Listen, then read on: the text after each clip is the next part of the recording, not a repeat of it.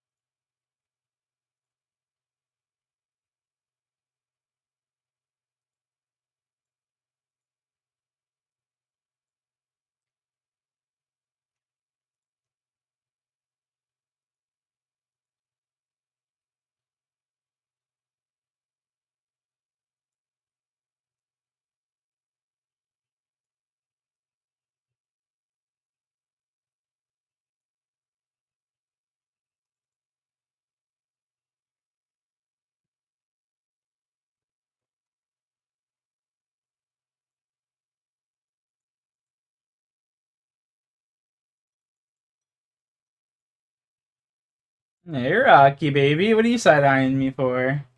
Hey? Oh, you're so handsome. You're so handsome.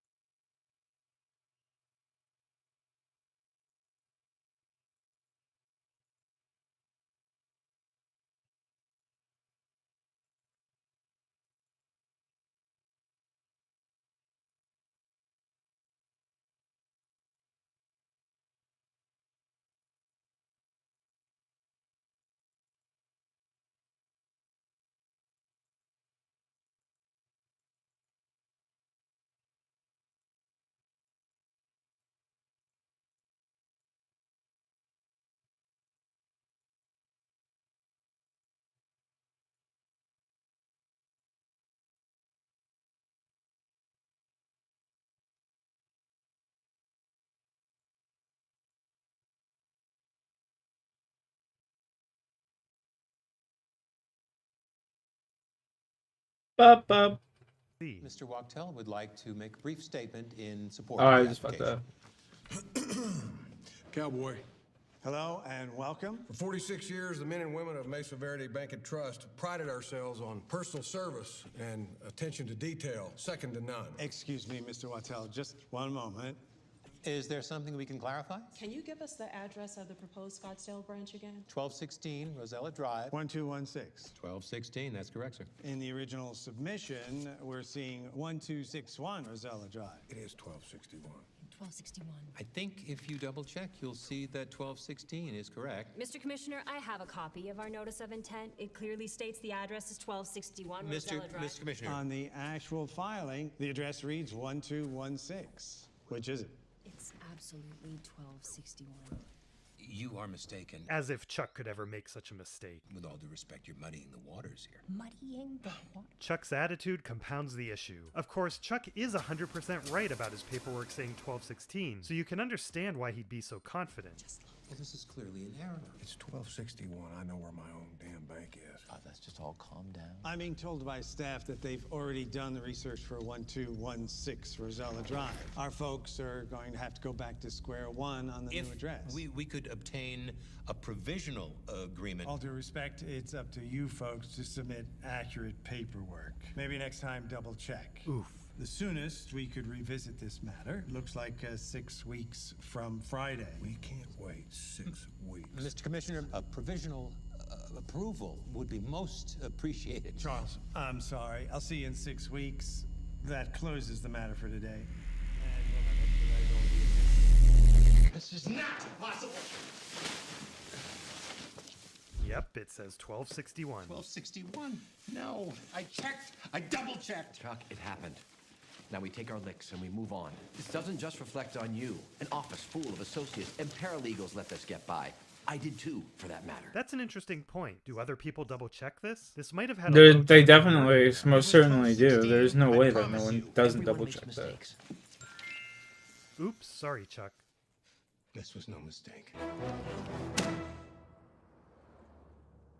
And my sister works in a law firm, like they're definitely double checking shit like that, like triple checking shit like that, especially if it's like a multi-million-dollar bank like that. You fucking kidding me, bro? You kidding me? They got like 3-4 fucking lawyers looking at that shit, you know what I mean? Like, I'm not even exaggerating.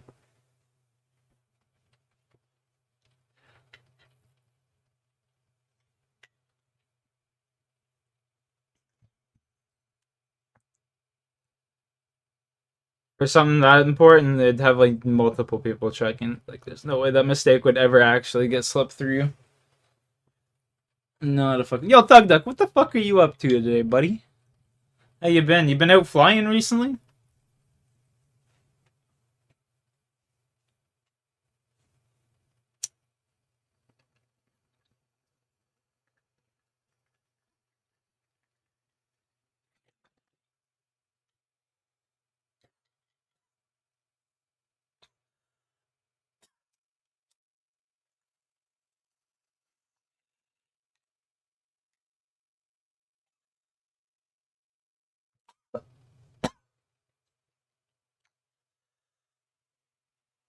But yeah, we got work. Hey, man, no worries. Hope you have a fantastic day at work tomorrow. Same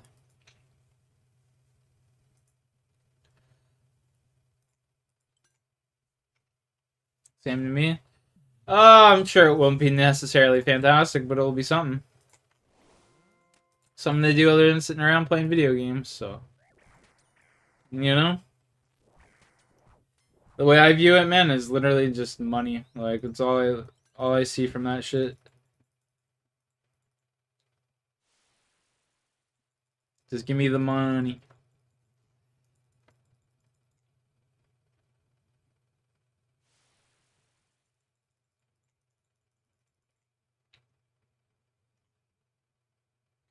Give me the loot! Give me the loot!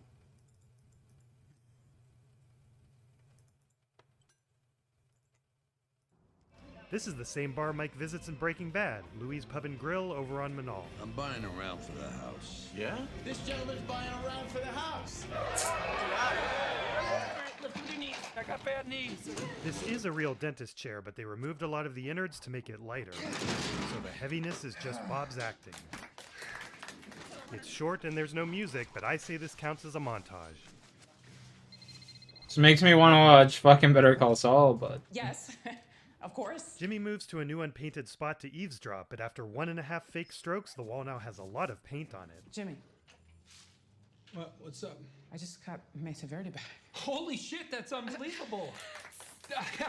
Sometimes the good guys win. You know what? I need a Westlaw terminal right away. I don't even know who to call to get that done. Westlaw, a database of legal documents, comes up from time to time. Will you look something up for me on Westlaw? But the need for a special terminal was obsolete by 2002, so all she'd really need to do is buy the PC and the software. It's Ernie. Thanks. Mesa Verde files. Chuck's ready to turn them over to me. I'm gonna go change and get over there. You want some help? Ground yourself. Wow, we haven't had one of those since season 1, episode 4. Sorry? Just touch the thing. Something's wrong with the lock. Mr. McGill had me call a locksmith and change him. Kim, I was hoping to have this conversation with you and you alone. I guess it's time to clear the air once and for all. He sabotaged me. Yesterday morning was the worst professional humiliation of my life. The worst day of your life so far. In the dead of night, he went through my Mesa Verde file. Hey, you know what? We don't have to listen to this. She does. He went off to doctor them. You need a photocopier for that. Where'd you go? Some all-night copy shop? With a little careful cutting and pasting, he created duplicates. 1261 Rosella Drive became 1216 Rosella Drive. This is sounding like a lot of work. No one ever accused you of being lazy. Every other sin in the book, but not that one. There's a weaker case for some, but yeah, Chuck's pretty accurate. And it's a silly response from Jimmy because everyone's familiar with his work ethic. And if you're wondering if Jimmy's up to a little casual forgery, you should know. In high school, he had a thriving business making fake IDs so his buddies could buy beer. There's the other reason Jimmy was a pro at this. You're going all the way back to high school, huh? I think he was making fake IDs more recently than that. You and Mozart, huh? You both started young. Chuck, if you have to explain your colorful reference, then it's not a good one. Over and over, I typed 1216 instead of 1261. I remember thinking 1216 Rosella Drive. That's just 1 year after 1215, the year the Magna Carta was signed. So you're saying if we look in here, all the addresses will be wrong? Jimmy's gaslighting, the master of literal gaslighting. Well, of course you weren't going to leave evidence behind. Yesterday morning, you waited until I left, then used your key to let yourself in and return the originals. No crime is complete without the cover-up. I did all this for some business? I did it for me. He did it for you. As some kind of twisted romantic gesture. As a sworn officer of the court, you have no recourse but to go to Kevin Wachtel and make a full disclosure. You can't stand the fact that they chose... Yo, there he is. What's up, buddy? The fact that my own brother stabbed me in the back.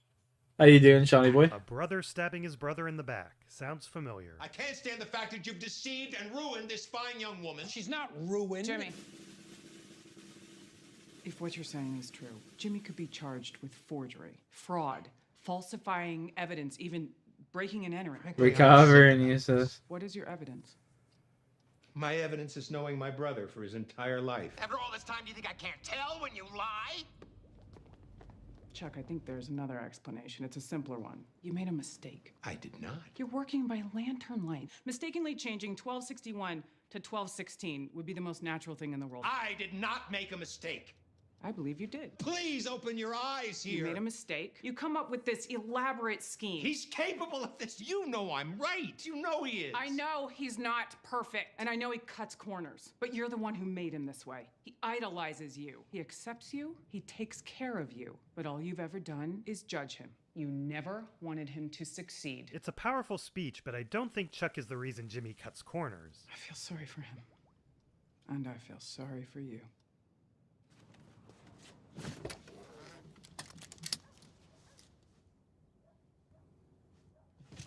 Jesus, what? She knows. Kim, what? Bob's wearing padding underneath his shirt because she was punching really hard. Just drive. This pussy. I would have just taken the beating and then had them like film the bruise as they open her for the next. Their Abbey Road recreation, intentional this time. Back there is Cafe Lush, where the twins staged their accident in Uno.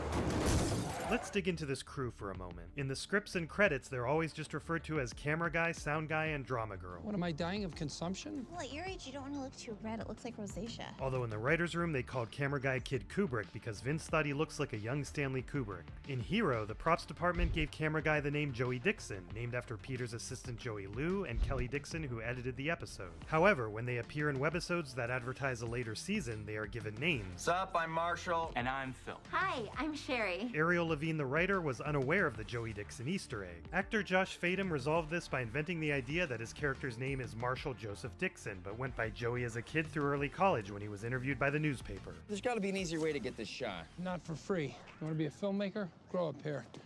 Move to your left. To the left. The other left. My left. My left. Rhubarb, 9 o'clock. This is school property. It would be incredibly helpful if we could get those kids and that building over there to just keep it down for a bit. Just give them a worksheet or something. No one is allowed here without permission. You didn't speak to Annette. Do you know an Annette downtown? I don't think so. We're shooting what's called an establishing shot. You're not shooting anything until I'm clear on what's going on here. We're making a documentary because of who went to school here. Who went to school here? Rupert Holmes. I'm sorry, who? Rupert Holmes. You know, Rupert Holmes, the singer-songwriter, the Pina Colada song. If you like pina coladas, getting caught in the rain. Boring. If you're not into yoga, and you got half a brain. If you like making love at midnight, in the dunes by the Cape, see? Look at her face. That line was improvised. Even though most people know the song as the Pina Colada song, the original lyric was going to be if you like Humphrey Bogart and getting caught in the rain. Rupert Holmes changed it at the last minute. He went to school here? Class of 64, he still talks about it. But the school was built in 71. He was a student in the old building? Isn't Rupert Holmes English? Well, yeah, and that's some great trivia. He spent his formative years right here in Albuquerque. That's actually almost true. He was born in England and grew up in New York. There's an extra connection to Rupert as he was the writer of the very first scripted show on AMC, Remember When? We'll just stay here till you get official word. No promises, but I'll see what I can do about getting the kids to quiet down. Oh, that would be super helpful. Chop, chop. Magic time. No last looks. Just the flag, the flag. This is really St. Mary's Catholic School, but the show chose this. St. Mary's spot. Catholic Legendary School? cartoonist Well, there's Bill one right down the road Baldwin, from who my was born in place. New Mexico. How I'm many not sure could there about be? the Woodrow Hilton, Willie Honka, Walter Hartwell. You got me. The school doesn't have a flagpole, so the show brought one in and disguised the temporary installation with this fake brick base. Nice. It looks like the paper is placing us in September 26, 2002, which is consistent with the overall timeline. Hey, Mac. Hey, Fran, you still serving breakfast? For you? Sure. This couple just reached the Adams Street sign, then poof, they disappear. Anything good in the paper? Was there ever anything good in the paper? Does it ever snow around here? Sure it does. You stay around long enough, you'll have some to shovel, don't you worry. That suits me. You can shovel my drive if you're looking for more. Mike would love to shovel her drive, if only he wasn't entangled in a life of crime. This is definitely flirting, as the writers were providing a glimpse of an alternative reality where Mike could have let the Hector thing go and lived happily ever after outside of the game.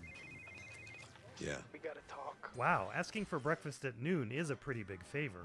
And here's the scene that was originally slated for the end of the previous episode. I've got something I need to know. Mike and Nacho meet once again at the Albuquerque Hello. rail yards. We got hit. Someone stole $250,000. Now Hector's flipping out, looking for who did it. I think it was you. They left the driver hogtied. Anyone in the game would have capped him without a second thought. But this driver, he's still breathing. Who's the guy who won't pull the trigger?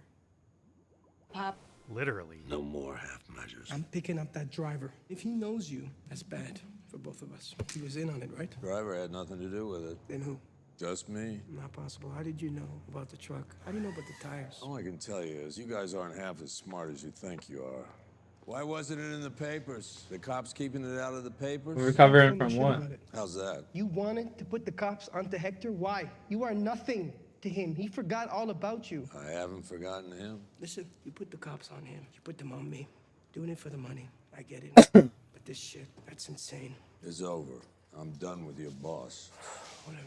Why wasn't it in the papers? Mike and Jimmy aren't so different after all. Was it in the paper? Did it make the paper? After you left, the Good Samaritan came along, got the driver loose. The driver called Something after good. he came out, got the truck, Nope. made it like it never happened. And that Good Samaritan? Was Cornelius Beneke, whose disappearance led to his son Theodore taking over the family business. No, just kidding, but it's possible. And that Good Samaritan? Hector shot him in the face. This helps to explain Mike's later reluctance to do another heist. There are two kinds of heist.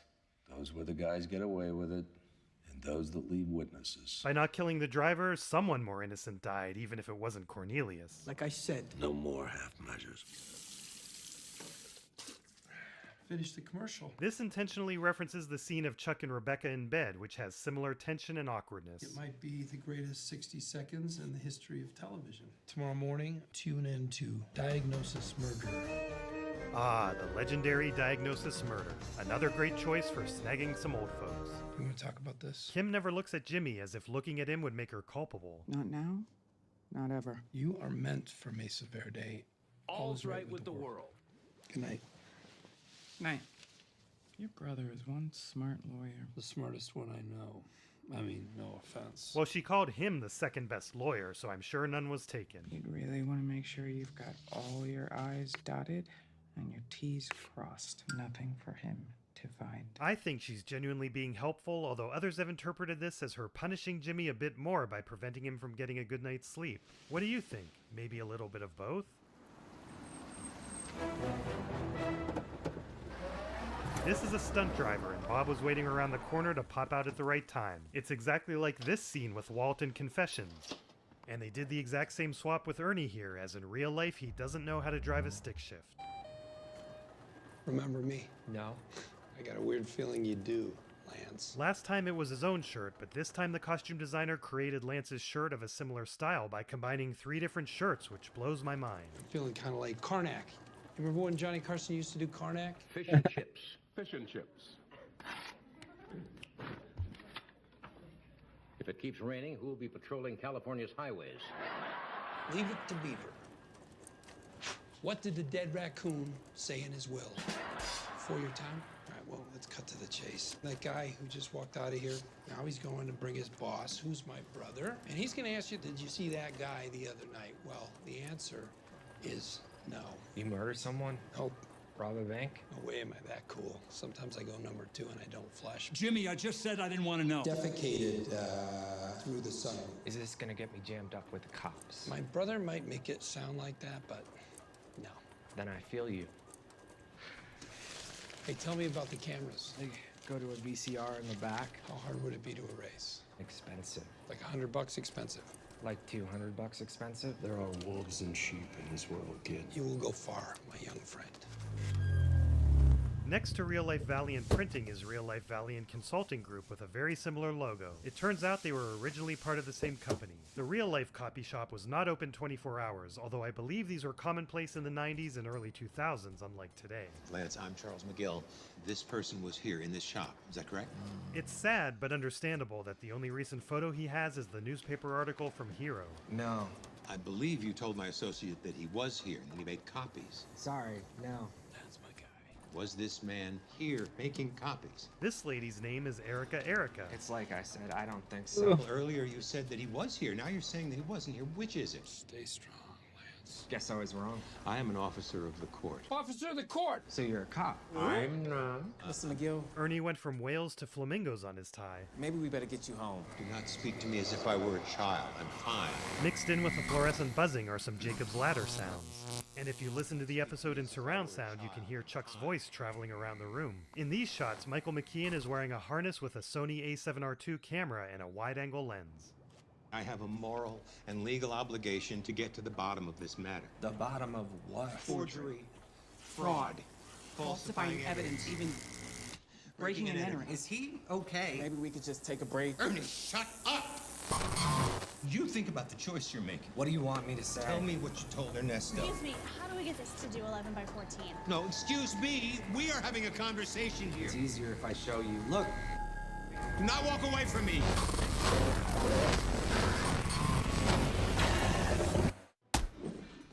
It is true that the mark doesn't match where he hit his head. Michael McKean really did this stunt, although he was attached to a wire that ensured he hovers a hair above the counter like a leash. The counter is also padded here as an extra safety measure, and the floor was... No, I wasn't paying attention, fuck. Call 911. Call 911. This is the episode of Collateral Damage, as both Jimmy and Mike's crimes do more harm than intended. I do have a lot of sympathy for Chuck here. Dude, what? He's not a well man, he got publicly embarrassed, he lost credibility due to his brother's felonious gaslighting, and he's right. And he just got seriously injured. And yet, putting this to music is a popular meme and a request from many of you. Congratulations and thanks to the new 1-year member, Dante Ryguy. Dude, that's wild. That's fucking hilarious how he edited that. Oh my god, that is so funny.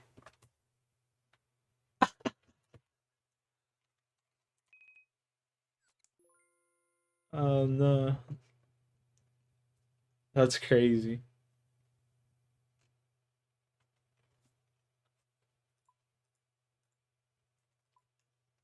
That's crazy work.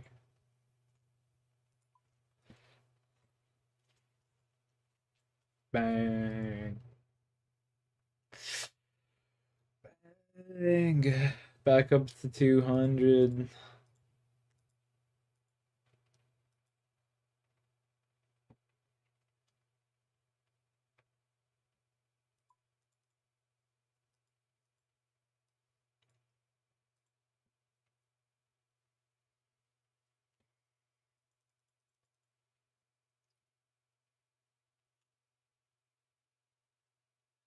Time is it 2:54?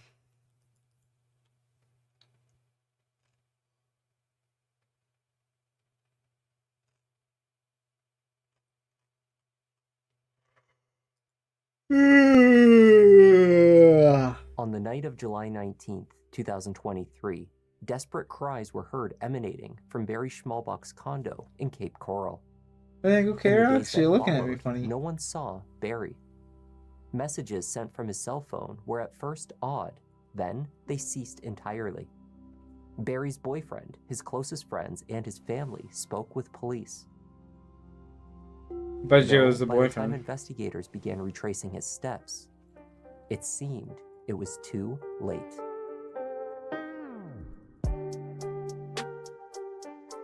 Hi there. How I'm Kevin, Hans? and It's welcome alright. to It's Just Not alright. Lounge. See, I don't Today's even case care if I is die about a at the man who moons worked because I hard, don't lose made anything. You lifelong know what I friends, mean? and Like, then met a terrible fate. I'm not losing any It's a harsh food or reminder to be anything cautious of about mine. who you So let like, into I your don't fucking life. care. Sometimes people are not as they seem. Let's take a look.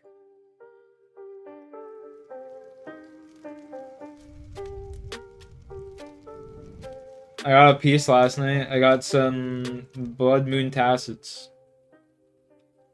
Cape Coral is a quaint coastal community in southwest Florida. With over 400 miles of waterways, its extensive canal network has earned the city the affectionate Yeah, nickname, 28 the Venice KC. of America. I guess I got it at 56-year-old like Barry what, 27? Schmalbach relocated from Naples, Florida to Cape Coral in 2022, purchasing a corner condo unit in a welcoming building on Beach Parkway. Years before, Barry had left his role as vice president and head of the buying department for paper goods and equipment at a restaurant supplier in Chicago, Illinois. In Florida, he started his own business and experienced continued success. But now, he could also enjoy more of the sunshine. Barry had done just that. He was close with his neighbors, often spending time together at the communal pool. The group was so involved in each other's lives, they joked that the building was just like the old TV show Melrose Place. In recent months, they had a new addition. Barry's new boyfriend, 35-year-old Christopher Davis. Christopher moved in with Barry after just a couple of months. They met at a Cinco de Mayo party hosted by a mutual friend. However, by late July, their whirlwind romance was already on the rocks. Miguel Blanco, one of Barry's longtime friends in Cape Coral, awoke on the morning of Thursday, July 20th, 2023, to find a voicemail that Barry had left him the night before. The timestamp of the message was 8:21 p.m. Hey, it's me. Give me a call. I need your help. I need to get rid of this idiot because I can't take it anymore. Miguel returned Barry's call but received no answer. His next call was to Christopher. It seemed obvious from the frustration expressed in Barry's message that the two had at least been arguing, if not formally ending, their relationship. Miguel assumed Barry needed help moving Christopher out of the condo. But when he checked in, Christopher sent Miguel a screenshot of his last exchange with his boyfriend. The last message read, "I'm fine. I'm staying with friends for a few days. I need some space. Please stop calling me." Blurred out in the messages were an abundance of curse words scattered amongst Christopher's angry demands and pleas to his boyfriend. Miguel and his husband Tom scrutinized the exchange. They had known Barry for nearly 10 years. His response did not strike them as genuine. The two friends agreed. If someone spoke to Barry in an aggressive way, he would give the same energy back. Neither believed that Barry had written that message. Miguel and Tom arrived And at it's the just condo weird to building send a on Beach picture Parkway of the like following messages day to check begin with. in Like on what the their fuck? friend. Barry's Jeep was missing from the parking lot. They found 2 packages addressed to his business outside Yo, of what you his doorway. saying? There was no response when they Sean, what knocked you on up the to? door. Tom and Miguel used the spare key Barry had given them to let themselves What? into the condo. Inside, they were shocked by the state of the Oh, home. it's been depressed. Barry was an What are you depressed unfailingly about? tidy individual. The word most often used to describe his habits You just was need to occupy your meticulous. time. Everything had its place. That was not what Miguel and Tom found in the condo that Friday evening. Items sat out. They noted mud tracked around on the floor. Lights had been left on. It was Just so fucking just do it uncharacteristic on a of cooler them to be day, afraid bro. We're in that the it middle set of off like a alarm heat. bells. Disturbed, they left the business packages on the counter inside, and the pair left. They went home. Yeah, fair. and I mean, it's called fucking the 32 police. degrees right now. No one's gonna want to do that. You know what I Miguel mean? and Tom were not the only ones to contact law enforcement. The following morning, Christopher Davis called the non-emergency line. Just do it in the middle of like at night, you know, when it's cooler.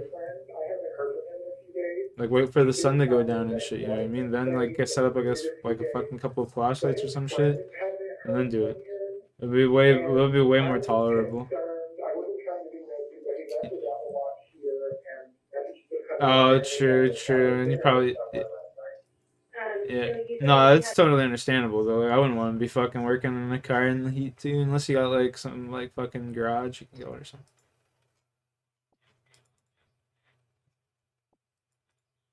Yeah, fuck that.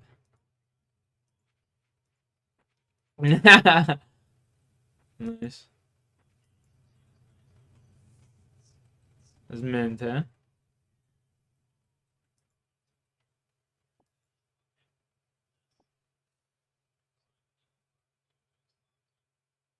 Oh yeah.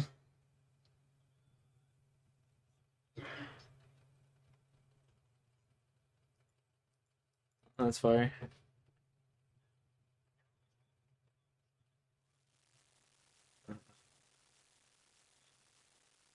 That's pretty dope.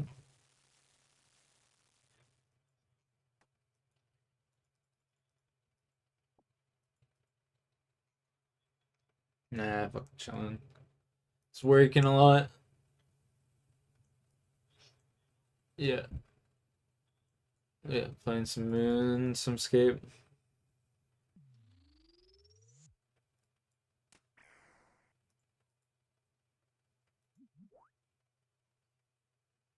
Okay.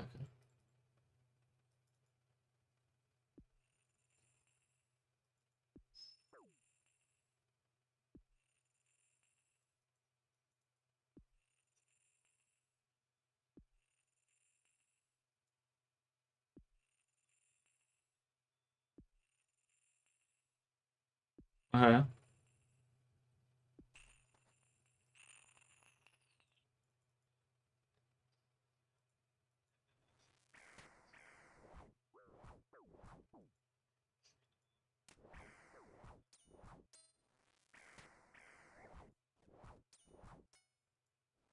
Exactly.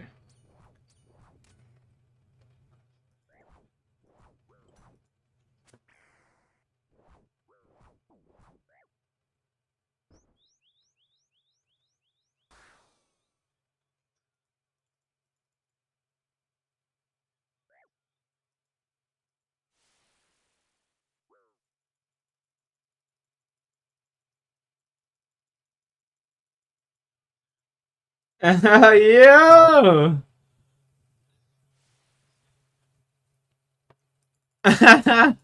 Should have wrapped it up, bud. You have to get a DNA test and shit.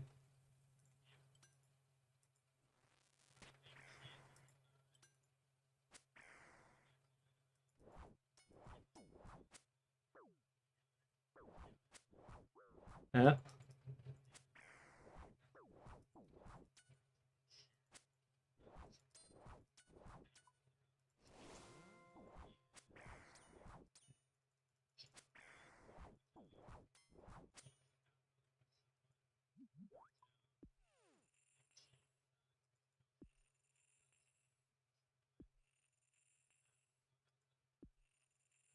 Yeah, whatever, just let it be.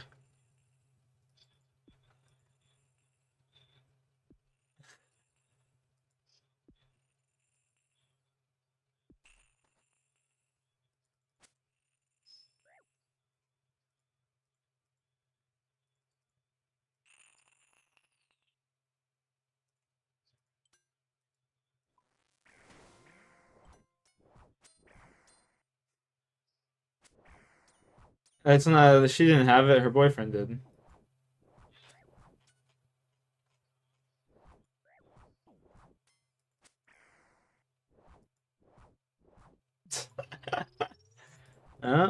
Just go get the DNA test if it's true.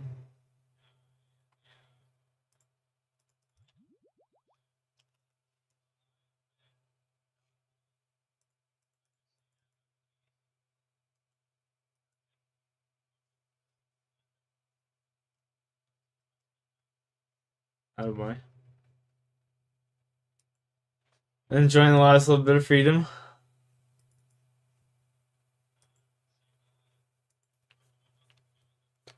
Fair enough.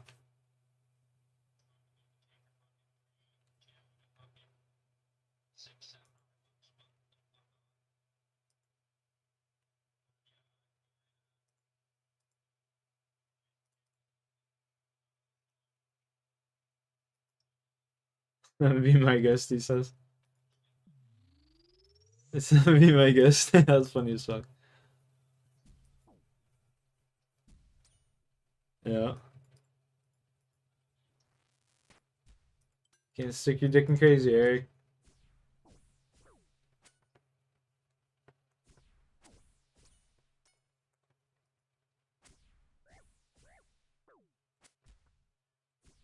Cheers. Yeah, buddy, I'm doing some bosses.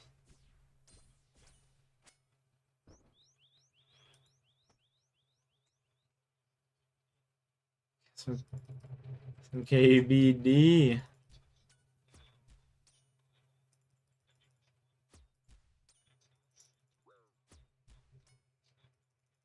Oh yeah, that game is fucking wild.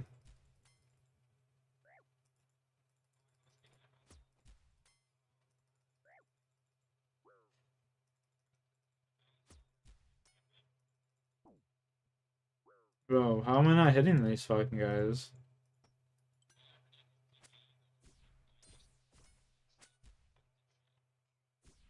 Word.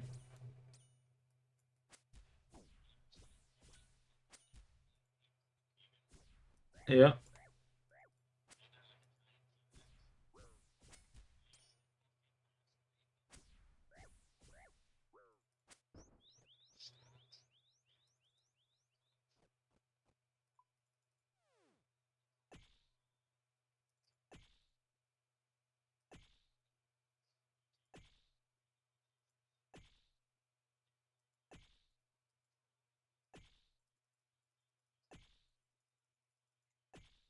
Uh-huh.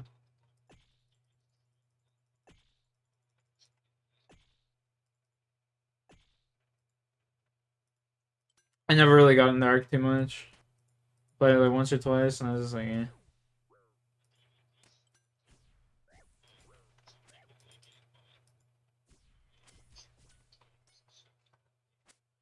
Yeah, yeah.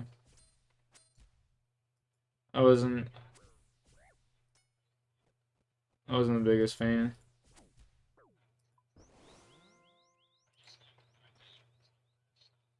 Oh yeah.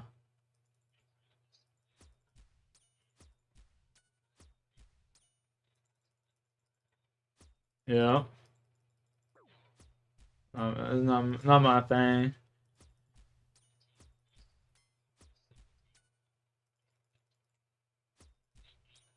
uh,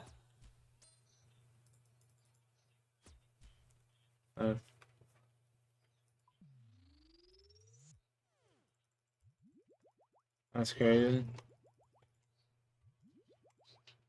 Yeah, yeah, yeah, big long neck and shit. Yeah,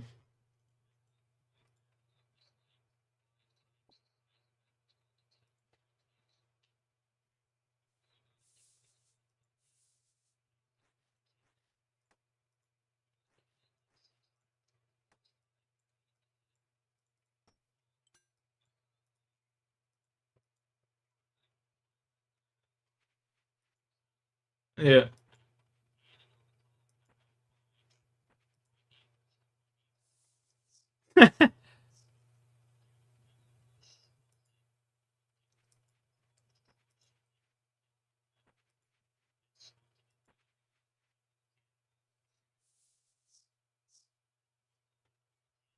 You had some runners, eh?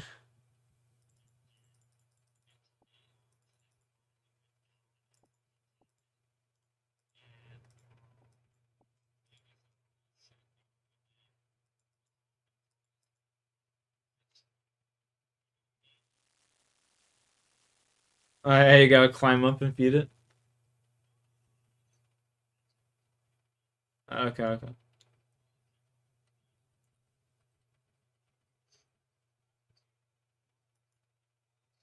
Oh, go ahead.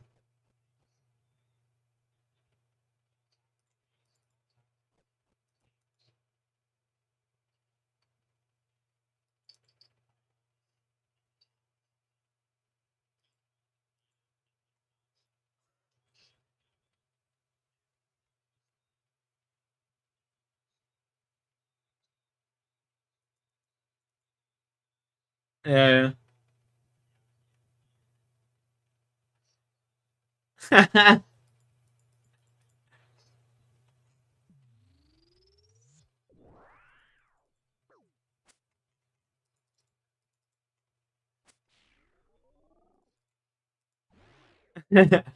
Yeah, punish him.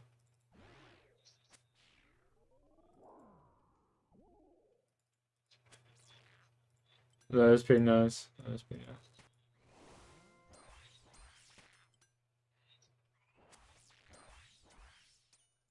And it's probably big as fuck too.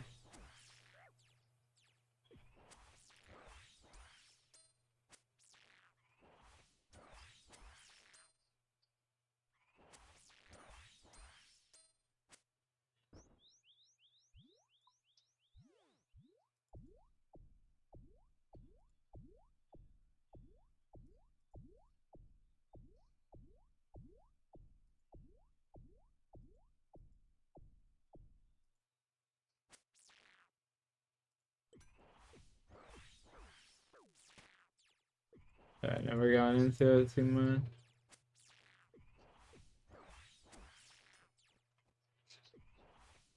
I like the trade system in Rocket League. That shit was mad fun. They took it out and it just ruined the game.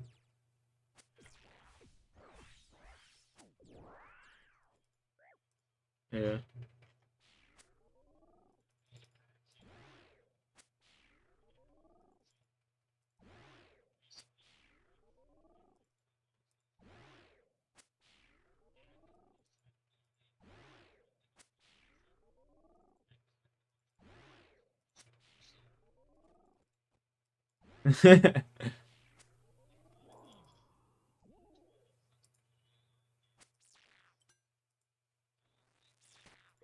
It's therapeutic.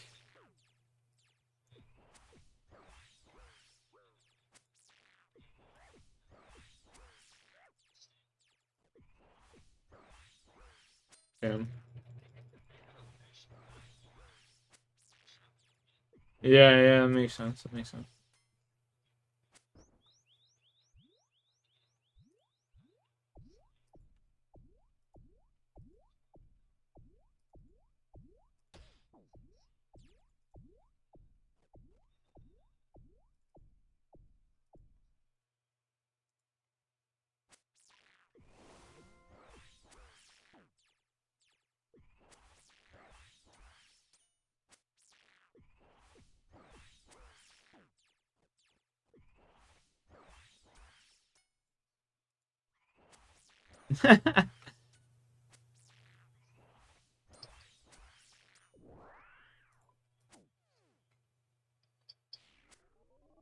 That's funny.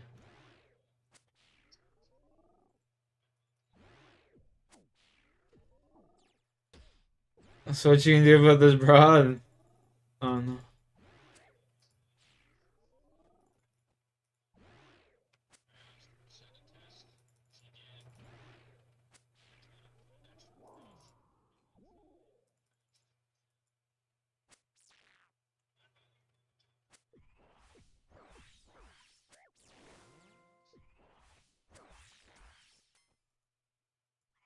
Yeah, do that. Oh yeah.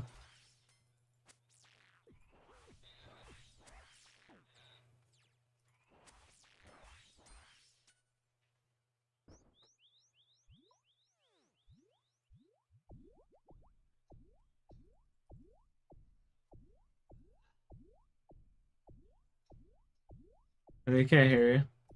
I don't care.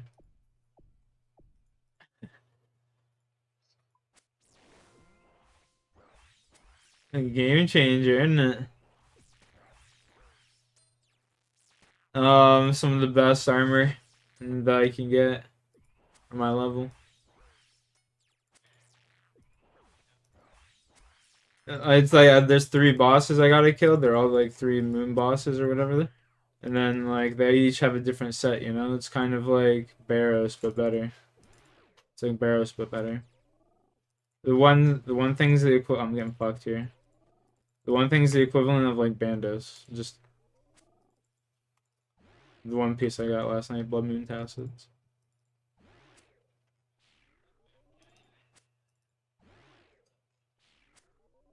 Yeah.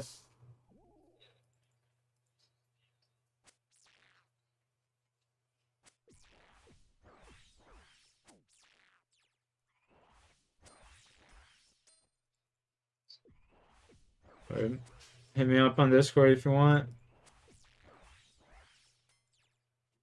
This guy's annoying as fuck, dude.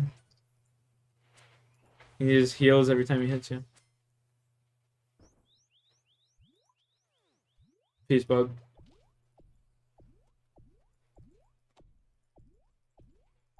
Oh!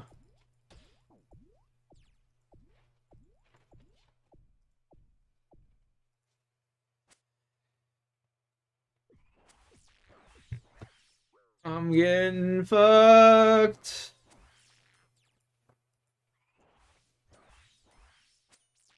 Yeah, I got Blood Moon Tassets, brother. SH.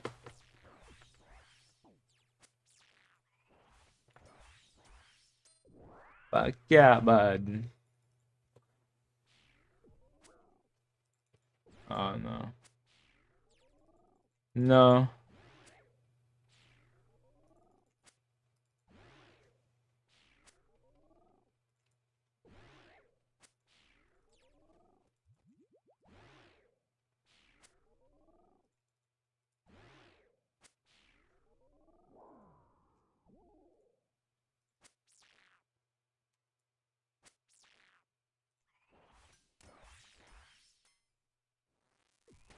At 5? Come on, my guy. Hit. Hit big. Hit big. Hit big.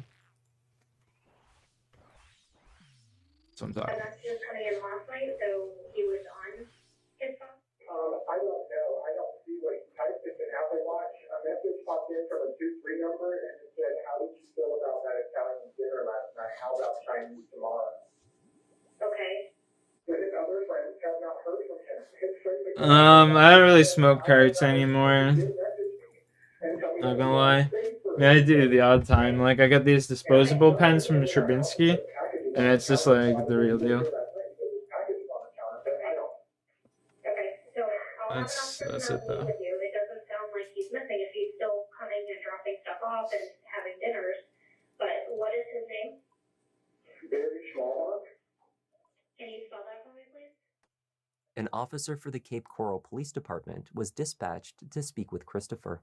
The 35-year-old was simultaneously emotional over his missing boyfriend, while maintaining that there was likely no real reason for concern. So my boyfriend Barry hasn't been home in a few days. He told me he was going with friends.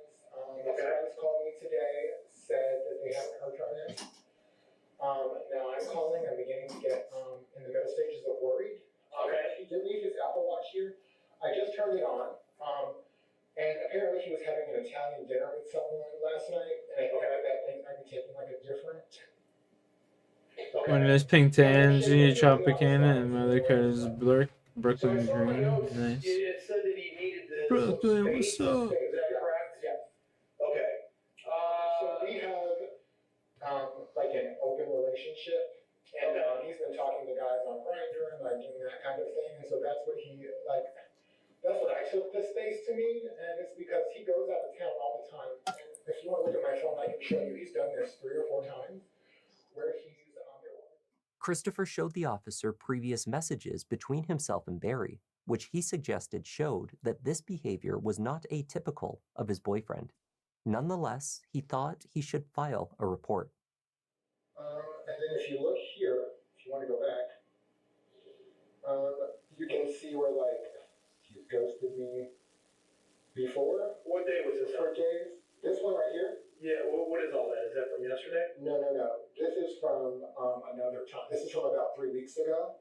Okay. Where he did this same thing, which is why I did initially, like, freak out. But, like, more and more frequently, and I don't know if he's got, like, maybe he's got, like, a drug problem, or, like you said, like, he does business from home. I don't know. Okay. And so he leaves and goes. He was just in Wisconsin for 2 weeks. He was in San Diego for 2 weeks. He was just in Chicago before that. Okay. So when is the last time that if you look and see, this is what I'm saying, is like, this has happened. Is this all you? Yeah, this is all me. Okay, he's not responding back. Yeah, and so that was on July 5th. Okay. So that's what I'm saying, is like, this happens all the time. Okay. And so I don't know what to do, but I wanted to go ahead and file a report because his friends are now saying that, like, I need to, because he's not responding to them. And friends. Christopher then pointed to communication that came through Barry's Apple Watch, which he had inexplicably left at home. Those messages suggested he had been out recently having dinner with an unknown companion. So this is what I found. Everybody's messaging him, where are you, where are you, where are you? And then this came up.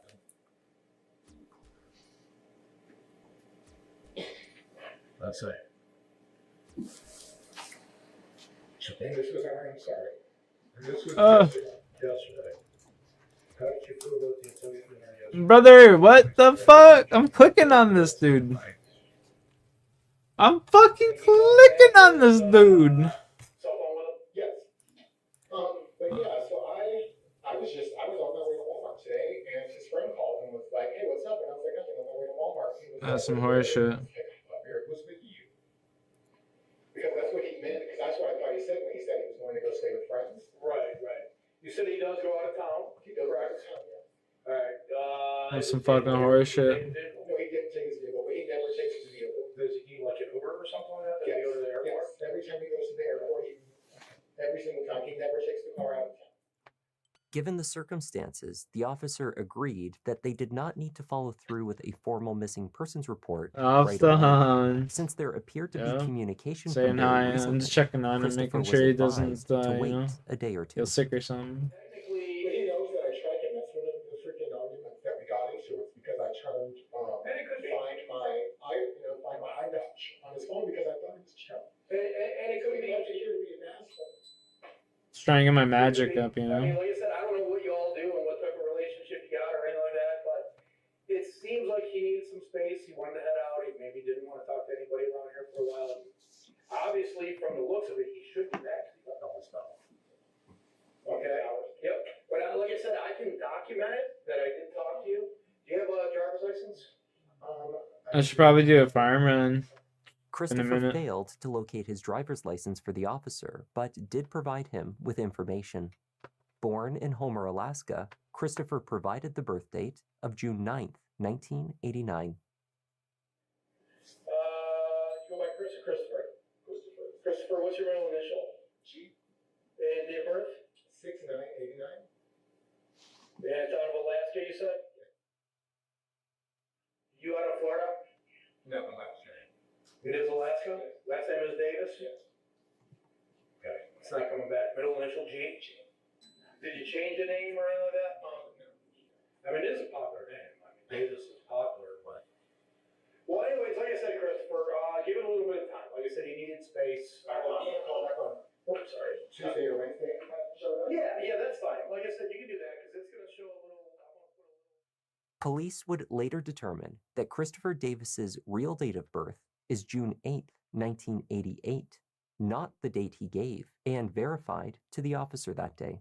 Had he provided the correct information, they would have immediately discovered that he was wanted on 2 active arrest warrants, one in Georgia for a probation violation for fraud, and another in South Carolina for a probation violation for larceny.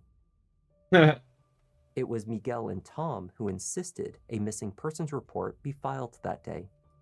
After they did so, police returned to the condo to speak with Christopher. He told them that he witnessed Barry leaving in someone else's vehicle, possibly an Uber, 2 days before, on July 20th. However, there was further reason to doubt this assertion. Barry had recently experienced some health issues and had an ongoing heart condition. Following his recovery from a serious heart attack, Barry had taken a series of steps to ensure his well-being. First, he began walking every morning, rising at 5 a.m. and covering 5 to 6 miles on foot each day. No. He also changed his diet, lost a significant amount of weight, and began taking medication. Inside the condo, investigators found Barry's heart 500 medication. coins. Inside of a backpack near to his desk, they also found his passport. Then, crucially, in a going wallet on? containing Christopher Davis's driver's license, they retrieved a handful of credit cards, each one under the same name, Barry Schmalbach. He was standing over there by the pool, and all the cops were here, and I was like, hey man, what's up? He's like, hey, and I'm like, you know what's going on? And he said, yeah, they're searching my condo. And I was like, ooh, that's no good. And he said, yeah, my boyfriend's missing. It's been 7 days. You know, no contact with anybody for 7 days. That's not normal. For anybody that's even upset, that's not normal not to contact anybody for 7 days. It was Wednesday, July 26th, when police launched a formal investigation into Barry's disappearance, calling the circumstances suspicious. So this is the reason why we're holding the news conference today, is because this is abnormal behavior. So that being said, him not contacting his family is not something that he normally would do. So that's why it's going to be a heightened missing persons case, and that's why we're here today. The last verifiable sighting of Barry was 1 week prior, on Wednesday, July 19th, the same day he left the voicemail on Miguel's phone. That night, Barry had also been in contact with a close friend in Chicago, Rosalie Falico. At just past 6 p.m., he wrote to Rosalie, I am at the bar with my BF, but I am so done with this BS. Please call me tomorrow. I miss you so much. My best friend of 40 years. His name is Barry. He lives in Cape Coral, Florida. I think I was the last message that he had on July 19th. He was out at a bar on Wednesday, the 19th of July. I'm sure in Cape Coral. Barry was spotted with Christopher that evening at Cruiser's Lounge, a local gay bar. Witnesses at the bar reported that the couple appeared to be having a disagreement. It came to an end when Barry paid the tab and walked out of the building. Christopher was chasing after him. Cameras captured the couple walking home just before 8:30 p.m. Barry in the blue shirt and Christopher in black. Barry must have left his voicemail for Miguel during the walk. The cameras placed the couple back in the condo by 8:30. At around that time, from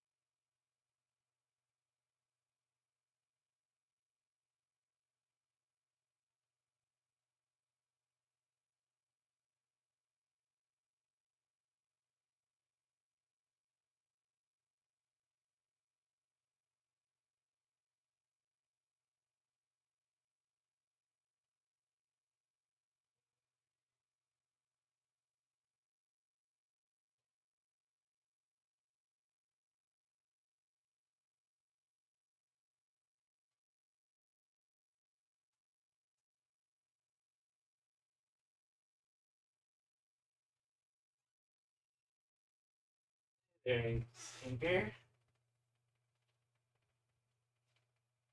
Yeah, they're stinky.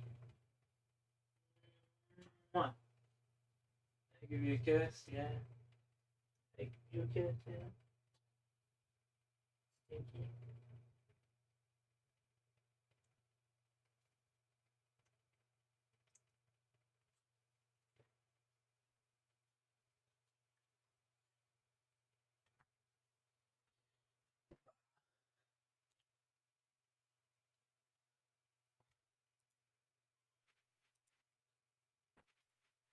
From the unit just below, Barry's neighbor Kimberly reported hearing noises. She later described them as someone being tossed around. A voice cried out, "No, no, no," followed by a muffled whimper. She said later that she felt she had been listening to someone take their last breath. The sounds were so disturbing that they sent chills down her spine. Why didn't they call the police? I mean, if you hear, yeah, I'm really upset about that too. They should have called the police. No shit. Or somehow, oh, hey, we can hear you down here. You know, maybe it would have stopped them, you know? I would have called the cops or banged on the wall and said, hey, you know, I can hear you down here. Something, you know, to startle him out of the state that he must have been in when he did this to my brother. The last message Rosalie received from Barry that night had been only minutes before the neighbor heard the disturbing noises coming from inside his condo. That last message read, "It's okay, I love him. He's a knucklehead, but I can't wait to speak to you. I've had a few." Christopher Davis left the condo on Beach Parkway at 9 p.m. that night. He drove Barry's Jeep to a local Walmart where he was captured on camera using cash to purchase a plastic 12 by 24 foot tarp alongside 2 rolls of duct tape. He also bought a chocolate milk. The next morning, he made his regular stop at Starbucks, telling the barista that Barry wasn't with him because he was busy working. His next stop was at a Lowe's hardware store. At roughly 8:45 a.m., he walked out of the store pushing a new red hand trolley used to move heavy materials. Then he went on a bit of a shopping spree. He goes to Publix where he purchased some fried chicken and an iced tea using Barry's credit card. At Target, he was captured while checking out with a few small purchases. Again, Off to with see Barry's Hans card. again. Let's show him At lagging. that store, he is shown accessing an ATM. Lagging. Later that day, a phone call was placed to PNC Bank from someone claiming to be Barry Schmalbach, seeking to have a card connected to his phone. The caller struggled to respond to the security questions, though ultimately had the card connected for his use. Thank you. And how can I help you today? You can have my card for the phone. Let's start by getting your social security number. Yes, absolutely.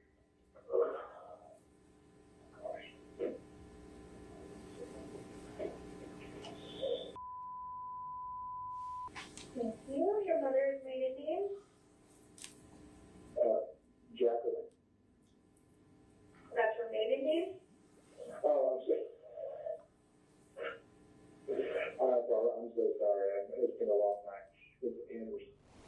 Over the following days, the purchases continued. Gas for the Jeep, further stops at ATMs and bank machines to withdraw cash, and purchases at Walmart. Christopher also searched for aesthetic treatments and booked appointments for cosmetic procedures. 2 days after Barry was reported missing, Christopher spent over $1,400 of his boyfriend's money on Botox, fillers, and a trip to a nail salon for a manicure. Investigators later located some of the items they believed Christopher Davis used to clean up after he had killed his boyfriend inside the condo. They found the packaging for the trolley in the trash at the building, alongside pieces of the newly purchased duct tape. They also found a phone case in the trash that matched Barry's device, but not Christopher's. They did not find Barry's phone. The discovery of this evidence was crucial because the steps that Christopher took next made it nearly impossible to find what they were really looking for: Barry Schmalbach. License plate readers tracked Barry's Jeep, driving 2 hours east towards Clewiston and Montura in Hendry County. The area is extremely rural, characterized by large green spaces. On his way, Christopher made a few stops. At a Walmart, he got some cash and bought 2 air fresheners, one to hang from the rearview mirror, and the second a spray bottle that was later found in the Jeep's trunk. He also stopped at an Ace hardware store. There, he used cash to purchase a large pickaxe as well as a shovel. Arriving in Montura, Christopher booked a one-night stay in an Airbnb using his brother Tyler's account. After checking in, he told his host that he would be going out for a run. Christopher's cell phone placed him at the Airbnb before the device was powered off for roughly 3 hours. When it came back onto the network, he was no longer at the rental, but about 5 miles away, returning in the Jeep. License plate readers captured a clean vehicle driving out, then a mud-splattered, externally filthy vehicle upon his return. Where exactly he went in this 3 hours, however, could not be determined. He left the Airbnb in a similar state of disarray. Furniture had been moved, mud was on the floor, and an excessive amount of sand in the shower. In over 10 years, the host said they had never seen anything like it. Christopher may have left his overnight rental a mess, but he had cleaned himself up. Over more than 24 hours, he had been captured wearing the same black tank top and shorts that he had worn to Cruiser's Lounge on July 19th. Returning from the Clewiston area on the 21st, however, Christopher had on a new outfit. He purchased some new toiletries and a hot dog. His last stop was at the same Ace Hardware where he had purchased the pickaxe and shovel, but this time he pulled into the back of the store next to a large recycling bin. Into the bin, he began to toss items, including the pickaxe. An employee of the store monitoring the cameras from inside confronted him as he lifted the shovel from the back of the Jeep. Not only was he not permitted to dispose of items in those dumpsters, but he was trying to recycle them. Christopher was prompted to remove the pickaxe. It was left sitting next to the bin as he drove away. It was not until the next day that he called to report Barry missing. Once Christopher's movements had been traced, searches for Barry's body in the Montura area were undertaken. Investigators described the process as looking for a needle in a haystack. They drove out from the Airbnb into the surrounding countryside, attempting to deduce which areas appeared to be accessible from the road. They were looking for any logical indication of where Christopher would choose to pull into the brush. And it was rough terrain. If he had hidden Barry somewhere in the area as they suspected, they expected Christopher to be covered in scratches. They should just have As it turns out, one of those he was. helicopters fly over. On Tuesday, August 1st, Christopher Davis was arrested on his outstanding warrant out of South Carolina and taken into custody by Cape Coral Police. They can just penetrate 2 through the days ground. later, his arrest was made public. Police announced they had a person of interest in Barry's case, but failed to name Christopher Davis. Mr. Schmalbach has not been heard from or seen since the evening of July 19th, 2023, near the 1800 block of Beach Parkway East here in Cape Coral, near his home. At this time, we do have a person of interest. However, I'm unable to name that person today. Our detectives continue to actively pursue all leads and process pertinent evidence in our attempt to locate Mr. Schmalbach. Eventually, Christopher was extradited back to South Carolina, where he was handed a 5-year sentence for his parole violations. Thankfully, it did not take that long for Lee County prosecutors to seek an indictment for murder. In January, Cape Coral Police announced Christopher had been charged with Barry Schmalbach's murder, and they had issued an arrest warrant to have him brought back to Lee County. This has culminated with the issuance of an arrest warrant for Christopher Davis on 1 count of second-degree murder, 1 count of tampering with evidence, and 9 counts of fraudulent use of personal identification of a deceased individual. Hearing it and having it confirmed brought a whole new wave of emotions. I love you so much. I'm so heartbroken that this happened to you. And I'm so sorry. And I miss you.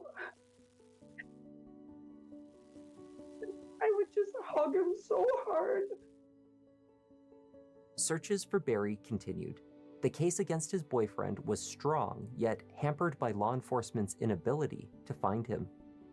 Family and friends launched a grassroots effort, handing out flyers and accumulating a reward from various anonymous donors, totaling $16,000 for information leading to his location.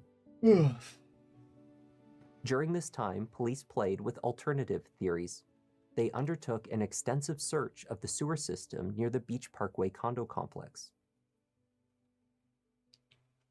Christopher reported being the target of attacks by other inmates. Christopher's legal team would repeatedly file to have him transferred to what they called safer conditions than the county jail. His requests were refused, and he went to trial in June 2025.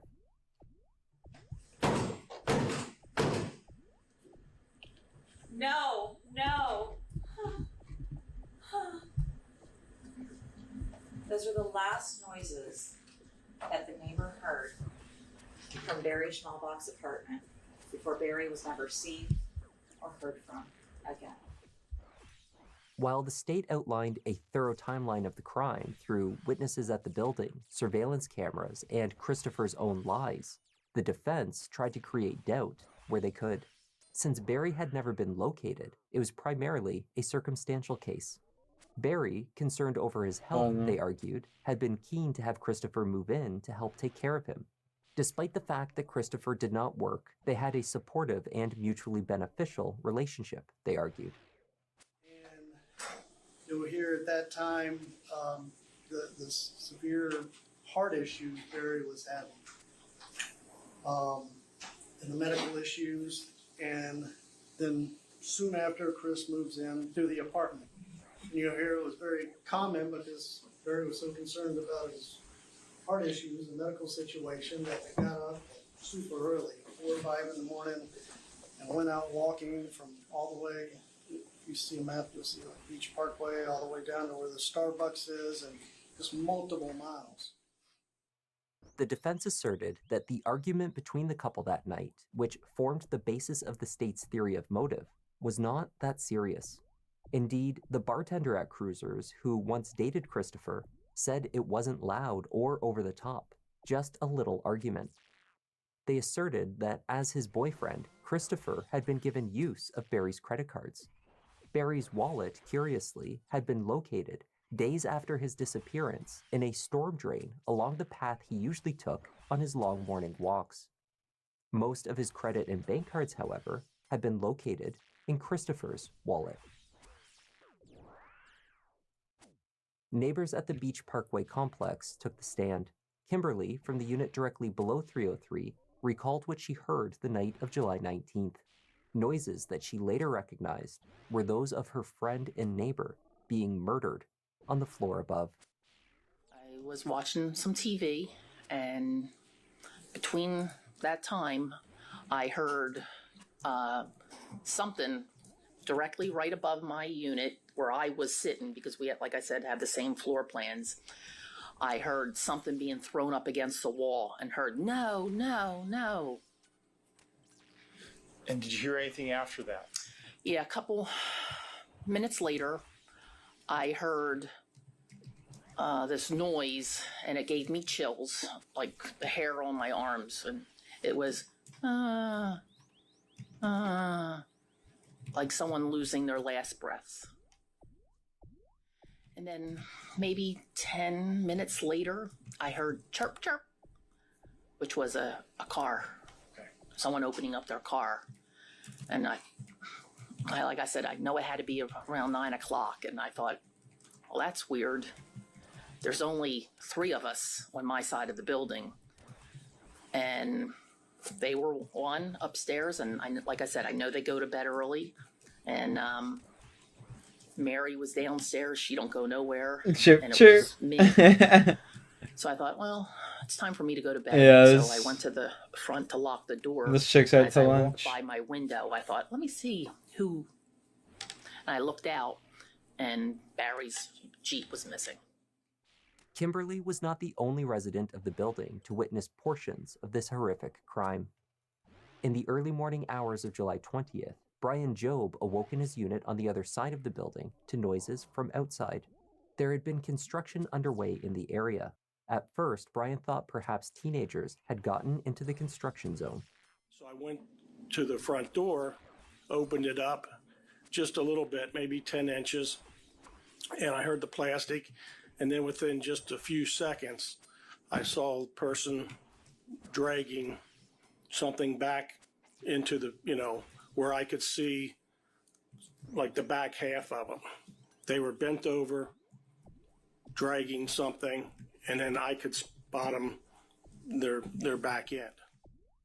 Brian watched as the individual began carrying items into Unit 303. He was carrying a black tote with a yellow top, like you see at Sam's or Home Depot. And did you see where that individual go? He went right into the Unit 303. Okay. And Unit 303, once again, is that Mr. Schmalbach's residence? Yes. And were you able to discern whether or not that individual was one and the same individual that was going ahead and pulling that heavy tarp? It was. And did that individual, when you saw him once again with the black chirp, chirp. bin and the yellow top, were you able to discern by and through what you observed who that was? Yes. Who was that? Christopher Davis. When law enforcement searched the building days later, they brought in cadaver dogs. The handler was not informed which vehicle in the parking lot was of interest. The dogs clearly indicated that human remains had been inside Barry Schmalbach's Jeep. In their closing argument, the defense posited a few theories. Perhaps Barry met up with a man from a dating app and things went wrong. Or perhaps Barry had too much to drink that night at Cruisers and was struck by a driver on the walk home. Or maybe he just stumbled into a canal. And Barry leaves and goes wandering down Beach Parkway, and if you heard, Beach Parkway goes kind of through the river in Cape Coral, and then there's canals all around it. And say someone's coming down Beach Parkway and mows them down because they're drunk too, DUI manslaughter. Oh my God, my life's ruined. What do I do? Crap. Bury in the car and go. Meanwhile, his wallet fell out and is now in a storm drain. So let's get rid of that. Let's blame it all on Chris. Let's infer from the evidence everything. It's all on him, the mastermind here. The trial was over quickly. Every piece of evidence was presented inside of 4 days. Christopher Davis did not take the stand. The defense called no witnesses. When it came time for the jury to deliberate, they took less than 2 hours. Verdict. We, the jury, finds as follows as to count 1 of the charge. Count 1, second-degree murder. The defendant is guilty of second-degree murder. Count 2, tampering. 2 hours, bro. Christopher was found guilty of each count. The judge swiftly delivered his sentence, life in prison. Christopher also received an additional 5 years for tampering with evidence, and 5 consecutive years for each of the 8 counts related to credit card and identity fraud for using Barry's identity after his death. The conviction brought some relief to Barry's friends and family, though it could not remove their grief, made worse knowing that Barry has not been found and that they may never locate him. Our end goal hasn't changed. We want to find Barry, and we are well aware that a lot of these cases go unsolved, and there's no it's not resolution, unsolved. and You guys families are solved always the just case. left wondering what happened to my loved one. And we are extremely appreciative for all of the work that has been put into Barry's case. It'd be like super fucked up if that guy ended up just like popping up somewhere one day. And that was the tragic case of Barry Schmalbach. Thanks for joining me, and a special thanks this week to Amy Gutierrez, FLXRZ, and Life in General for joining our Members Lounge. I'm Kevin. Peace out, Kevin. You have a great day, bud. That actually just happened recently.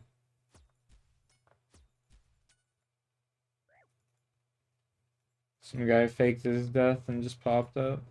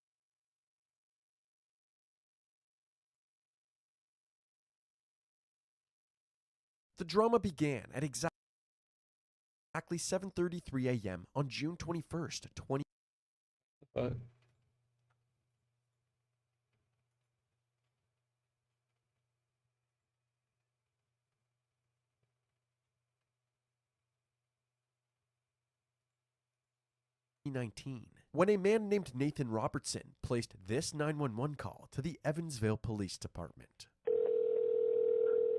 911. Yes, I got an emergency at 640 Maryland Street. I come over here to talk to my cousin's boyfriend, and when I get up there, he's laying in the kitchen all bloody. I don't know what's going on. The front door's wide open, and he's laying down. I don't know. Is he breathing? I don't know. I stepped back out. Did you ever hear him talk or cry? No, it sounded like he was in there gasping for air, but I don't know. It scared me. I turned around and walked out. I'm not going back in there. Yeah, I'm not going back in there. Nathan stayed on the phone with dispatch until he noticed a fire truck and police cruiser headed towards him. You go and talk to them, okay? All right, thank you. All right, thank you, Mr. Everton. Bye. Bye. Bye.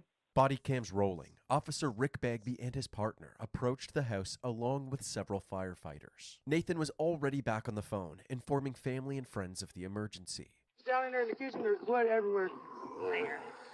Police department! As the officers entered the home, they noticed a trail of bloody footprints coming from the kitchen. Peering into the kitchen, they saw 27-year-old Corey Hughes lying face down in a pool of blood. He was just barely clinging to life, gasping for air. Have fire come in. He's still moving and breathing. Most firefighters in the United States are also trained as EMTs, so they headed inside to assess Corey themselves. It appeared that the left side of Corey's head had an exit wound from a gunshot. While the firefighters worked to keep Corey alive, the officers checked the rest of the house to see if anybody else was there. Police department, anybody down here? Make yourself known! As they went from room to room, they also kept an eye out for any weapons that might have been used in the attack. However, they found nothing notable, so they headed back to check on Corey. The paramedics had just arrived. Crazy They were bringing indeed. in a stretcher for him. They strapped him in and carried him out to the ambulance. He was transported just 4 minutes away to the Deaconess Hospital. While he underwent emergency surgery, the scene was secured and lead detectives Chris Jones and Mike Evans arrived. They noticed that although the home was messy, nothing was broken or knocked over, suggesting that Corey didn't have a chance to fight back before being shot. They believed he was shot with a single round from a .380 pistol, as indicated by the single shell casing found in the pool of blood. Perhaps the most valuable piece of evidence were the bloody footprints. They allowed the detectives to determine the kind of shoes that the assailant was wearing. Based on the pattern on the bottom of the shoes, they were a pair of Nike Air Force Ones. Also, since the attacker had tracked blood through the residence, they must have stayed inside the house long enough for a pool of blood to have formed. The detectives believed that this stretch of time was spent rummaging through the several drawers that were left open. It's uncertain what the killer was looking for, but thankfully they didn't find this wallet, which was tucked behind a mattress and had over $1,500 inside it. The last major piece of evidence that they found was Corey's phone. While the forensics unit documented and collected all of the evidence, Detective Evans reconvened with Nathan to gather some basic information. So when you arrived, you just found the door was open a little bit, the main door. Like I looked through the door and I seen like a footprint of blood. Right.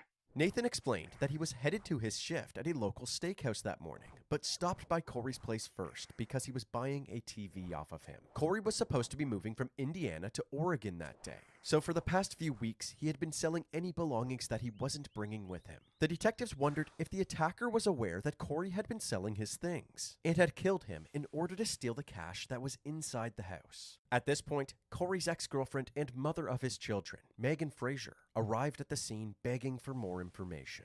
Okay, well, they're down at the hospital with the gentleman. Can you please tell his family what's going on? Somebody. We're trying to figure out what's going on. Is he dead? No. He's not dead. After learning that Corey was still alive, Megan rushed to the hospital where she received the tragic news. Corey had passed away. The detectives were eager to find his killer as soon as possible. They canvassed the area and questioned the neighbors about their mourning, but nobody heard or saw anything. However, one of the neighbors had a motion-activated security camera that could just see the front of Corey's house. Looking at Corey's text conversations, the last text that he sent was at 7:17 a.m., meaning he was still alive at this time. Nathan found Corey's body and placed the 911 call at 7:33 a.m. This means that Corey must have been killed within this 16-minute range. In the security footage, there are 3 times that the camera is activated around this time range. The first was at 7:14 a.m., 3 minutes before Corey's final text. Nothing significant happens in this recording, but it's important to note that the parking spot in front of Corey's house is empty. The second time the camera was activated was at 7:23 a.m. This time, a white SUV is parked in front of the house. Nobody is seen walking to or from this vehicle, so the detectives were unable to figure out who was driving it. The third clip was at 7:35 a.m. when first responders arrived at the house. In this footage, Nathan's vehicle is now parked in front of the house, and the white SUV is nowhere in sight. The detectives also found several other cameras that were pointed at the road. At 7:29 a.m., the white SUV can be seen driving down Maryland Street away from Corey's house. From this footage, they were able to determine that the vehicle was a white Chevy Trailblazer.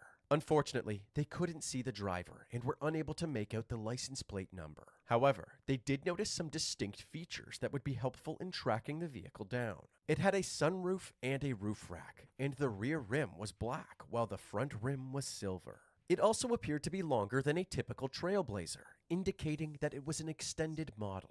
The detectives shared a screenshot of the vehicle with the rest of the police department and told them to keep an eye out. In deciding what their next steps would be, the detectives couldn't help but notice that Nathan had arrived at the house just 4 minutes after the Trailblazer left. Either the driver of the Trailblazer was extremely lucky, or Nathan was somehow involved in this convenient timing. They asked him to come down to the station for a formal interview. Go back over what you told me this morning to make sure I've got all the facts. You're Nathan Roberts. When I got there, I pulled up. I was in a hurry because I had to get back to the safe house. And when I got over to the porch, I walked over to the door and I seen that spot of blood right there inside the door. So that's when I stepped in there and I looked. I didn't go all the way in the kitchen. I stepped right there in the living room. But you know, once you get right to the doorway, you can look and see inside the kitchen. And I leaned over like that, and I seen him, and I looked at him, and like I thought I heard him. Hi, Rox. So You gotta go outside? Back out the door and called trouble. You gotta go outside? Let's go. Leaving your house when you got there? Did you see anybody leaving? No, I didn't see nobody leaving. Do you have any idea who wanted to hurt Corey? Well, I thought it was a good dude. Based on the interview, Nathan didn't seem to be tied to Corey's death whatsoever. Just to be sure, the detectives asked him to hand over his clothes and the keys to his vehicle. And after a thorough inspection, they found no evidence tying Nathan to the crime. The next person they wanted to interview was Megan Fraser. Corey and Megan were together for 5 years and had 2 children together. But they had separated just 3 weeks earlier. It's common for breakups to become extremely toxic, so the detectives wanted to know how Megan was handling the separation, and if she had any motive to harm Corey. However, Megan was apparently so devastated by Corey's death that she was sick to her stomach while waiting for the detectives. Evansville detective Karen Montgomery conducted the interview and was sympathetic with Megan. She assured her that Corey's case was in good hands. I want to start this by saying I'm sorry for your loss. Can't change things, but we certainly will work our hardest to find out who did this. When's the last time you physically saw Corey? Sunday, 10:30 in the morning. I seen that he posted my stats on Facebook for sale, and I asked him nicely to take it off, and he told me that I gave it to him, and I said I did not. The TV, the couch, the chair, everything, like, it was all my personal stuff. According to Megan, she had bought these items over the course of the relationship, but Corey was claiming that they were his now that the two were separated. However, Megan was even more upset about Corey moving across the country and was worried about the effect that this would have on their kids. I've been really upset with him because he's leaving my kids to go to Oregon, and I told him that wasn't fair and stuff like that. The detective asked her what caused them to break up. Megan said that their relationship hadn't felt the same for a while, so she decided that the best thing for their family was to end the relationship. You know, it was nothing like I was trying to hurt Corey. It was just the love died between us, and it just kind of, like, Corey's my best friend, and that's what I'm sick about. I loved him to death. When asked what she was doing at the time of Corey's death, Megan told the detective that she was working all morning. Following this interview, the detectives obtained her work records and were able to corroborate her alibi. Ultimately, they found no evidence of Megan's involvement, so once again they moved on with their investigation. Throughout these interviews, several officers were still monitoring the crime scene. Suddenly, 2 random women pulled up to these officers, saying that they had a potential lead regarding Corey's death. Apparently, one of their friends had a roommate named Ben that wouldn't stop talking about the murder. And out of nowhere, he announced that he was leaving Evansville. This is Benjamin Bay. Benjamin Bay. She's got a tattoo right here. And on his thing it says he does have guns. Now somebody got a text message and he said he's leaving town. And I'm going to tell you where they're at. All right, take somebody there. The detectives were informed of this new lead, and with a team of officers by their side, they headed to Ben's house to confront him. Since the women said that Ben had several guns, the officers were extra cautious. They surrounded the house from all sides, and just as they were about to order Ben to come outside, they noticed Ben's roommate pacing around the backyard. Can we talk to the dude in your house? Can we talk to the dude in there? The roommate was 37-year-old Jimmy Leslie, a U.S. Army veteran. Thankfully, everything goes smoothly, and Ben has no problem meeting with the officers outside. However, when he learned that he was a person of interest in Corey's murder investigation, he was not happy. I want lawyers because, like they said, I do have the right to plead my Fifth Amendment, because I know for a fact that I have nothing to do with it. Ben refused to go to the station for an interview with the detectives, so the officers decided to put him in cuffs and bring him in themselves. Why am I being arrested? If I'm getting arrested... You're not being arrested, you're being detained. Why am I being detained? Because they want to talk to you. Fortunately, Ben's attitude changed, and he started to open up once he was brought to the interrogation room. I've been staying with Corey off and on for a while. I mean, he's always been a good friend to me. It turns out that Ben was going through a breakup as well, and Corey was supporting him through it. He even offered Ben a place to stay, and Ben was allowed to come and go as he pleased. It seemed that Ben had no reason to harm Corey, but to rule him out as a suspect, they wanted to know his timeline. Were you over there at all yesterday? Ben said that he was over at Corey's house all day, but after midnight, the two decided to grab some things from a nearby convenience store. We left at 1 o'clock, 1:30-ish, 1:45. I don't even remember. After that, I did not go back. Did you have the same clothes on all day yesterday and today? That's even changed. The detectives did the same clothing inspection that they did with Nathan. But once again, they found no trace of blood, and his shoes did not have the same pattern as the ones at the crime scene. However, if Ben had stepped in Corey's blood, it would be foolish for him to wear the same shoes again. The detectives decided to obtain a search warrant for Ben's property to see if they could find any Air Force Ones or the murder weapon. Several officers headed over to execute the warrant, and they were once again met by Jimmy, who seemed to be doing an investigation of his own and was beginning to wonder if Ben was a killer. And this dude's already got a pistol. I hear about a murder. Somebody's involved, okay? There's wouldn't be guns around if somebody wasn't involved in something stupid. After speaking to Jimmy, they followed him inside to begin the search. Inside the home, there were clothes and other items scattered everywhere. Unfortunately, the investigators were unable to locate any Air Force Ones, and the only gun that they could locate was a black BB gun. They still needed to find the black and pink pistol that the two women had told them about. They updated the detectives back at the station, who then asked Ben directly if there were any weapons present while hanging out with Corey. Were there any weapons in the house last night that you saw?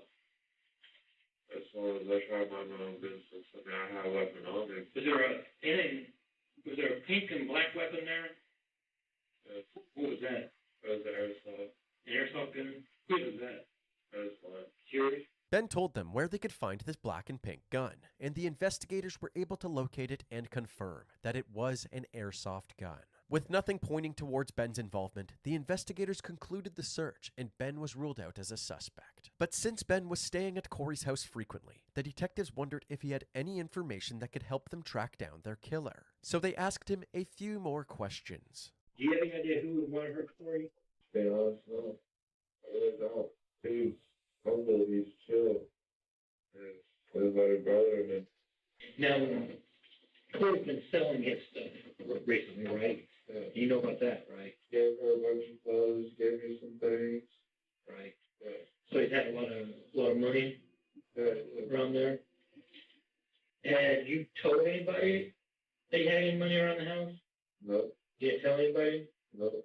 The detectives asked Ben if anybody suspicious had ever come around while Corey was selling his things. I mean, I had a few people come over, but there was one that was me and that black person, and the bigger black guy.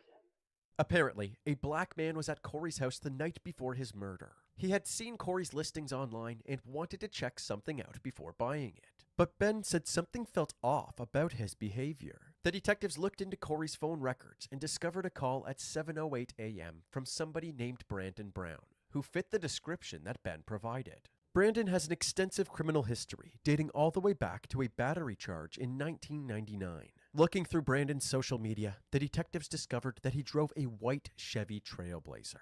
On June 23, 2019, law enforcement went to Brandon's address, but the Trailblazer was nowhere to be found, and it appeared that nobody was home. Law enforcement revisited the home later that afternoon, and there it was, parked in front of the house. The officers staked out the property for a while, until eventually, Brandon and his wife Jessica exited their home and entered the vehicle. As they came driving down the street, the officers pulled them over, body cams rolling. Man, you step out the car, man.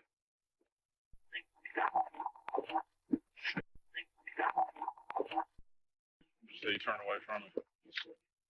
The officers placed both Brandon and Jessica in handcuffs and escorted them to separate police cruisers. You don't have any ID? You have a driver's license? You have a state ID? No, bro. As they were transported down to the station, the Chevy Trailblazer was seized and taken to the state crime lab for forensic testing. Once Brandon arrived at the station, the first order of business was snapping a mugshot of him. They then made their way to the interrogation room, where they left Brandon by himself as he waited for the lead detectives. Hey, Brandon. How you doing? Good. You have any idea why you're down here? All I was doing was trying to enjoy my son, y'all, went to church and work. The detectives asked Brandon if he knew anyone by the name of Corey Hughes. He said that he and Corey were actually friends. You ever been to his house? Yeah, I've been to Corey's house. I went to Corey's house Thursday night. Brandon claimed that this was the last time he saw Corey, But the detectives were confident that this was his vehicle caught on camera the morning that Corey was discovered. To be 100% certain, the detectives asked Brandon to describe his vehicle. We got some questions about your trailblazer. Is there anything on the trailblazer that makes it stick out? What about the wheels? Brandon told them that one of the tires was flat, and the spare tire that they replaced it with had a different color rim. Her grandfather came over and helped me change that. Which one's that? On the passenger side. Brandon described all of the same unique features as the Trailblazer that was caught on the security cameras. But when shown a screenshot of the footage, Brandon wouldn't admit that the vehicle was his. Is this your... It looks like mine, but I know a white boy has one just like ours. Just like yours? Yeah. Has the same tire, same... Yeah. Brandon said that he didn't know this other driver personally, but he sometimes saw him driving around town. Since Brandon was being stubborn, they put the questioning on pause and went to a separate room to question Jessica. All right, Jessica. My name is Detective Jones. This is Detective Evans. It's Jessica, right? I've already met you, but what's your last name? Okay. Is this one yours with the Misty Cub cap? Yeah, that is one. That Yeah, was yours? yeah, because we had a flat tire, a blowout, and we had to change the tire. Okay. Oh, you had to blow out. So is that a spare tire on there? Yeah, it's a spare tire. Does it have a sunroof as well? Yes, it does. Jessica had no problem confirming that the vehicle in the footage was their car. However, unless the detectives found more evidence, it would be Jessica's word against Brandon's. So before confronting Brandon again, they decided to look for more surveillance footage between his house and Corey's house that would encourage Brandon to confess. On the morning of the murder, at 6:51 a.m., a white Trailblazer was captured pulling into a Phillips 66 gas station, less than a mile away from Corey's house. Brandon can be seen exiting the vehicle and entering the store, heading straight for the soda fountain. From this angle, the detectives were able to clearly see Brandon's outfit, including the shoes he was wearing. Black and red Nike Air Force Ones. Brandon then pays for his drink, exits the store, gets in his car, and drives off. He turns onto East Missouri Street, headed in the same direction as Corey's house. To drive the nail in the coffin, the detectives quickly obtained a search warrant for Brandon's home, and immediately went there to execute it. The lights weren't working, so they had no choice but to conduct the search in the dark and use their flashlights. During the search, the investigators discovered 2 firearms, a Beretta 9mm and a Bursa Thunder 380. The 380 matched the shell casing found at the crime scene. Now that they had a Yeah, it was around. Jessica, a host of damning surveillance footage, and what was... However, they found nothing notable, so they headed back to check on Corey. The paramedics had just arrived and were bringing in a stretcher for him. They strapped him in and carried him out to the ambulance. He was transported just 4 minutes away to the Deaconess Hospital. While he underwent emergency surgery, the scene was secured and lead detectives Chris Jones and Mike Evans arrived. They noticed that although the home was messy, nothing was broken or knocked over, suggesting that Corey didn't have a chance to fight back before being shot. They believed he was shot with a single round from a .380 pistol, as indicated by the single shell casing found in the pool of blood. Perhaps the most valuable piece of evidence were the bloody footprints. They allowed the detectives to determine the kind of shoes that the assailant was wearing. Based on the pattern on the bottom of the shoes, they were a pair of Nike Air Force Ones. Also, since the attacker had tracked blood through the residence, they must have stayed inside the house long enough for a pool of blood to have formed. The detectives believed that this stretch of time was spent rummaging through the several drawers that were left open. It's uncertain what the killer was looking for, but thankfully they didn't find this wallet, which was tucked behind a mattress and had over $1,500 inside it. The last major piece of evidence that they found was Corey's phone. While the forensics unit documented and collected all of the evidence, Detective Evans reconvened with Nathan to gather some basic information.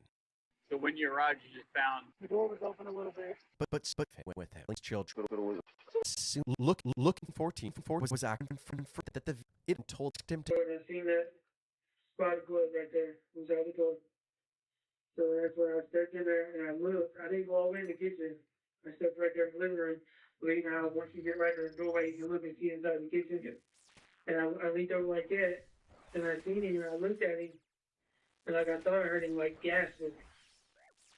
So I turned around, went right back out the door, and called over. Was anybody leaving your house when you got there? Did you see anybody leaving? No, I didn't see nobody leaving. Do you have any idea who wanted to hurt Corey? Well, I thought he was a good dude. Based on the interview, Nathan didn't seem to be tied to Corey's death whatsoever. Just to be sure, the detectives asked him to hand over his clothes and the keys to his vehicle. And after a thorough inspection, they found no evidence tying Nathan to the crime. The next person they wanted to interview was Megan Frazier. Corey and Megan were together for 5 years and had 2 children together. But they had separated just 3 weeks earlier. It's common for breakups to become extremely toxic, so the detectives wanted to know how Megan was handling the separation, and if she had any motive to harm Corey. However, Megan was apparently so devastated by Corey's death that she was sick to her stomach while waiting for the detectives. Evansville detective Karen Montgomery conducted the interview and was sympathetic with Megan. She assured her that Corey's case was in good hands. On the surface, what man sounds like love. Can't change things, but we certainly will work our hardest to find out who did it. When's the last time you physically saw Corey? Sunday, 10:30 in the morning. I seen that he posted my stats on Facebook for sale, and I asked him nicely to take it off. Mom. And he told me that Can you give me a minute? I did not. Sorry. Yeah, it might be a couple. Just give me a minute, sorry. According to Megan, she Give me a had bought minute. these items over the course of the relationship, but Corey was claiming that they were his now that the two were separated. However, Megan was even more upset about Corey moving across the country and was worried about the effect that this would have on their kids. I've been really upset with him because he's leaving my kids to go to Oregon, and I told him that wasn't fair and stuff like that. The detective asked her what caused them to break up. Megan said that their relationship hadn't felt the same for a while, so she decided that the best thing for their family was to end the relationship. You know, it was nothing like I was trying to hurt Corey. It was just the love died between us, and it just kind of, like, Corey's my best friend, and that's what I'm sick about. I loved him to death. When asked what she was doing at the time of Corey's death, Megan told the detective that she was working all morning. Following this interview, the detectives obtained her work records and were able to corroborate her alibi. Ultimately, they found no evidence of Megan's involvement, so once again they moved on with their investigation. Throughout these interviews, several officers were still monitoring the crime scene. Suddenly, 2 random women pulled up to these officers, saying that they had a potential lead regarding Corey's death. Apparently, one of their friends had a roommate named Ben that wouldn't stop talking about the murder. And out of nowhere, he announced that he was leaving Evansville. This Benjamin Bay. Benjamin Bay. She's got a tattoo right here. And on his thing it says he does have guns. Now somebody got a text message and he said he's leaving town. And I'm gonna tell you where they're at. All right, take somebody there. The detectives were informed of this new lead, and with a team of officers by their side, they headed to Ben's house to confront him. Since the women said that Ben had several guns, the officers were extra cautious. They surrounded the house from all sides, and just as they were about to order Ben to come outside, they Bro, noticed are you Ben's fucking roommate kidding me? pacing around the backyard. Can we talk to the dude in your house? Can we talk to the dude in there? The roommate was third. Hello, Rox. What's up?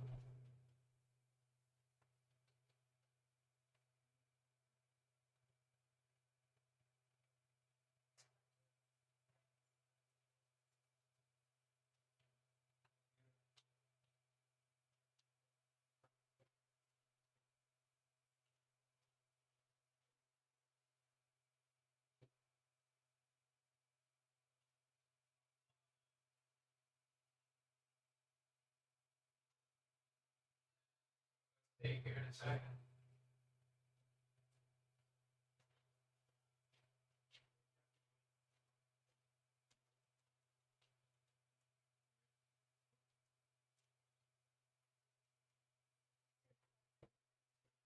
All good, all good. Do you want to give me a hand, Dad? Want to give me a hand? Oh, you want back? Yeah.